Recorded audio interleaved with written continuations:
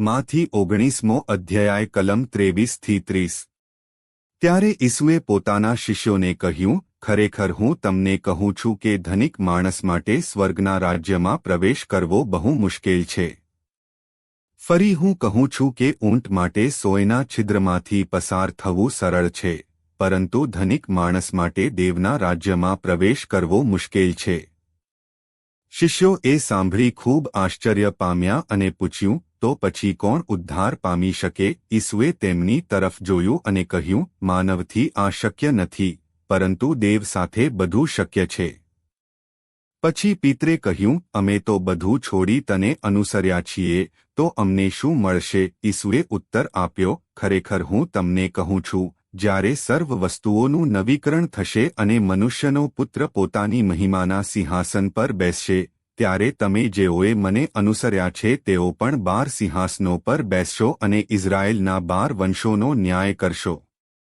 અને જે કોઈએ મારા કારણે ઘર, ભાઈ, બહેન, પિતા, માતા, પત્ની, સંતાન અથવા ખેતરો છોડ્યા હશે, તે તેને 100 ગણું મળશે અને સનાતન જીવનનો વારસદાર બનશે। પરંતુ ઘણા જે પ્રથમ છે તેઓ છેલ્લા બનશે અને ઘણા જે છેલ્લા છે તેઓ પ્રથમ બનશે। સમજૂતી। અહીં ઈસુ શિષ્યોને ધન વિશે શીખવે છે। ધનવાન માણસ ઘણીવાર દેવ પર આધાર રાખવા કરતાં પોતાના ધન પર વિશ્વાસ રાખે છે।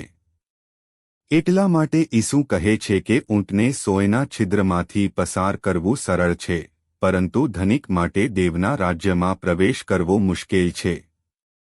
આ સાંભળીને શિષ્યો ચકિત થઈ ગયા કે પછી તો કોઈનું ઉદ્ધાર થવું અશક્ય છે। ઈસુ સમજાવે છે કે માનવીના પ્રયત્નથી ઉદ્ધાર શક્ય નથી, પરંતુ દેવની કૃપાથી બધું શક્ય છે। પિતર પછી કહે છે કે શિષ્યોએ બધું છોડીને ઈસુનું અનુસરણ કર્યું છે।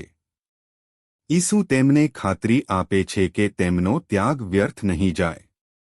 ભવિષ્યમાં જ્યારે ઈસુ મહિમામાં રાજ કરશે, ત્યારે શિષ્યોને પણ મહાન પુરસ્કાર મળશે અને તેઓ ઇઝરાયેલના 12 વંશોનો ન્યાય કરશે। ઈસુ એ પણ કહે છે કે જે કોઈએ તેના નામ માટે પરિવાર કે સંપત્તિ છોડી હશે તેને આ જીવનમાં આશીર્વાદોથી ભરપૂર મળશે અને સનાતન જીવનનો વારસ પણ મળશે।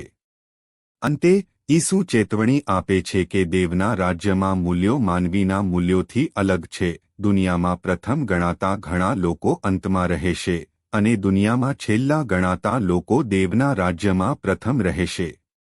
આ પ્રભુની વાણી છે।